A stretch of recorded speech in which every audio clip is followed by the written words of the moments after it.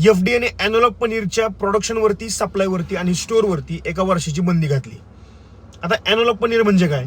तर अॅनालॉग पनीर हे शुद्ध दुधापासून बनवलं जात नाही. दुधामधून पहिल्यांदा फॅट बाहेर काढली जाते आणि त्या दुधामध्ये पाम तेल, व्हेजिटेबल ऑइल, इमल्सिफायर, स्टार्च आणि मैदा यासारख्या गोष्टी मिक्स करून हे पनीर बनवलं जातं.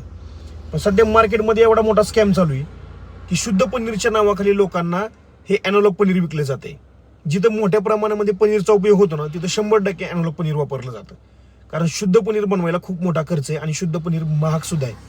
पण मार्केटमध्ये लोक शुद्ध पनीरच्या नावाखाली अॅनालॉग पनीर शुद्ध पनीरच्या प्राइसमध्ये विकलं जाते. त्यामुळे एफडीएने हा निर्णय घेतलाय की 1 वर्षासाठी अॅनालॉग पनीरचं प्रोडक्शन हे बंद राहील, जेणेकरून हे फेक पनीर, अॅनालॉग पनीर हे मार्केटमधून बाहेर काढलं जाईल. एफएसएसआयच्या नियमानुसार शुद्ध दुधापासून बनवलेलं पनीर जे आहे त्यालाच पनीर म्हणून उल्लेख केला जाऊ शकतो. जे पनीर व्हेजिटेबल ऑइल, त्याच्यानंतर पाम तेल यासारख्या गोष्टींपासून बनवलं जाईल ना, त्याला अॅनालॉग पनीर म्हणूनच तुम्हाला उल्लेख करायला लागेल.